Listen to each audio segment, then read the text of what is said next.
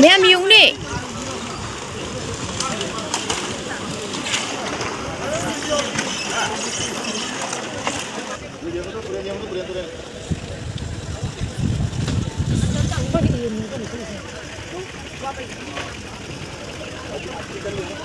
Mẹ bị xin tấp này hình cái lấy không? Kem hình cái lấy nó dùng đi.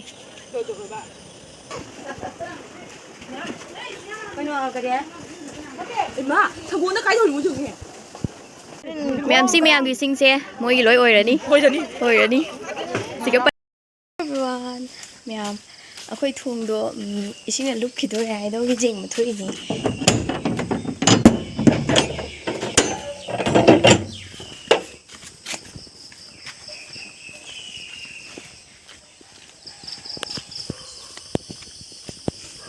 Tôi mua rồi với mấy tụi nó phone tao đấy mà. Lão nên đang vui nè. Ya tu làm bên cái thùng mẹ ba.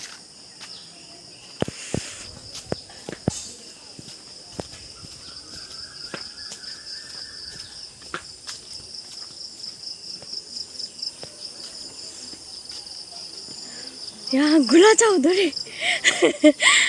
Ôi ma cây nó nè. Nói gì mà bà?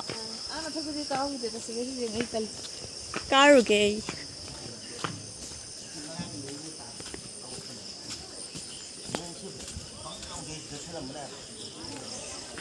Mi cái tele rồi nè, xí bữa đã hành nó ra mà này, thùng lúc khi đó đấy,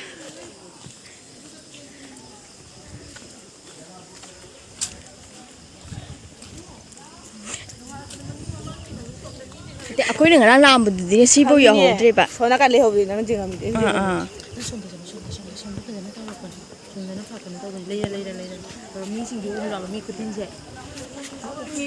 xí mi tin mà watch rồi bà, sao nó ra bà? Xin tàu lễ bể xin lễ bể khỏi răng, tôi nó kỹ này sẽ trả lại cái cái cam phải nó bẩn đi mà phụ cái lọ, cái gì xong đó cặp lao hả nè, phụ cái lọ ấy thì cái là chỉ là phụ cái lọ, mi mẹ ăn gì bữa nay vậy? Lỗi nói đâu tôi thấy không biết không như mà sinh gì tung mì bò.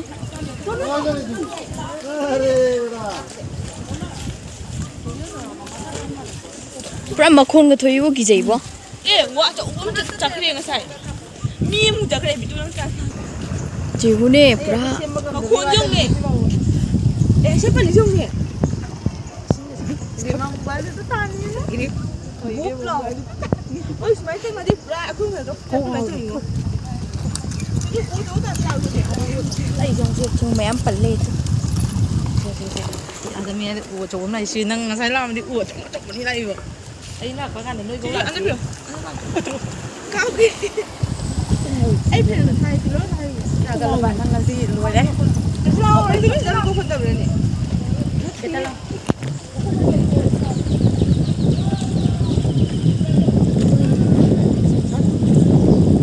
Mi ada iro đấy chứ không nhỉ? Cái nó iro đấy chứ? Có gì thì giờ nó có thể chỉnh nhận đôi bạn, mua chồng đấy chỉnh nhận đôi bạn chẳng hạn. Chỉnh nhận đôi bạn. Đấy kỳ giờ nó không tìm.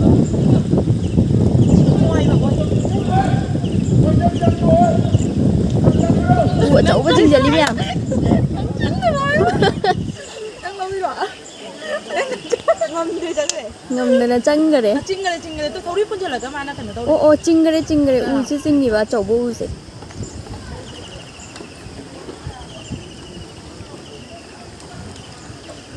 Itu chao na lâu xong đấy chứ tôi. Xong đấy tàn đi xong đấy sẽ thật là xong đấy đi lâu mà xong đấy lại bật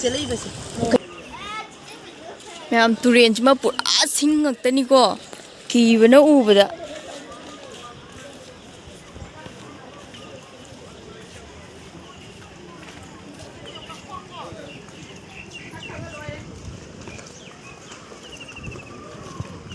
Tôi xin mẹ ấm bẩn lên đấy.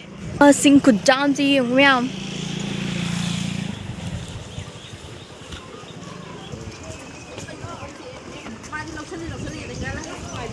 Ôi mà xin thì bright lên cần lên nên ông buộc. Ôi xin không dây nè. Ai à mày tưởng biết. Xin đâu coi chú. Mẹ miếng đi.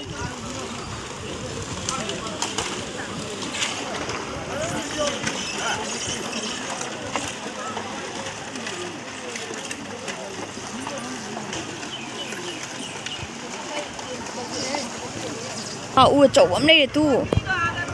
Mẹ mua ba đi làm pick nó ui đồ, sinh vật đi làm trâu có siêu u sẽ. Nhiều tu.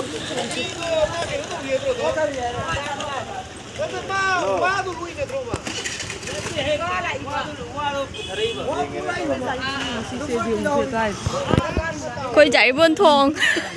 Bhamonleikai. Mình pas đi lôi để harau nó lôi đến như xin này ăn gì mà đi tàu dung mà ta cả là hari kỳ tập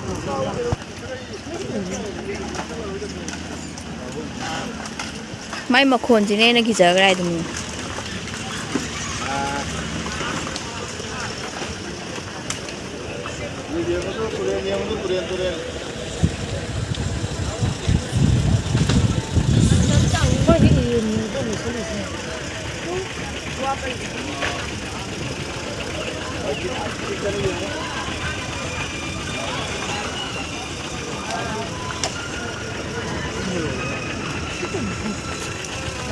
Đúng nha, cái gì?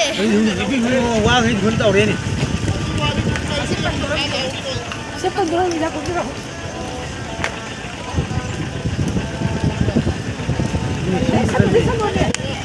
Pan cái đây, ua chậu ấm cái tàu rồi.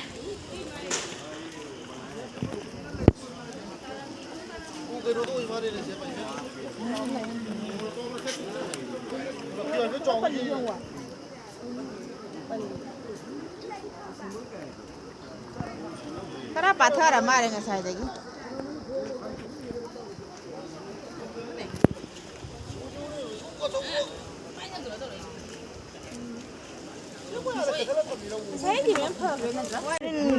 Mẹ em ghi sinh xe, mỗi cái lối ôi rồi đi. Ôi rồi đi. Thì cái bẩn đi mẹ em xe.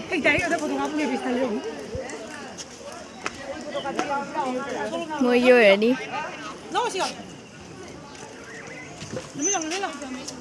Mỗi cái nó chỉnh chân là lối y bạ.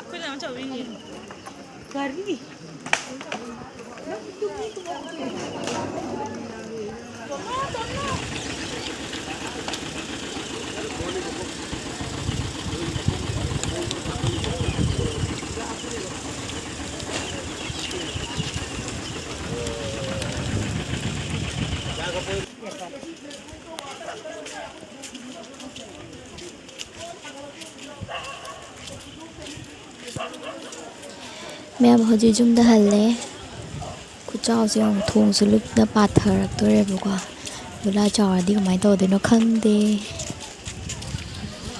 kỳ với nó luôn mẹ bị xin tập này hình cái lấy không kia em hình cái lấy nó không nè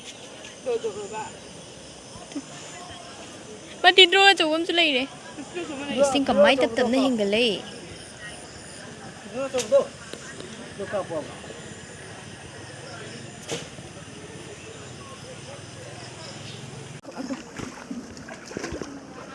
Không, anh xuống không?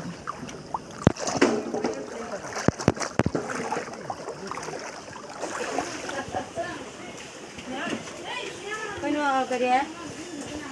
Em má, thằng buôn nó cái rồi muốn chừng nhỉ?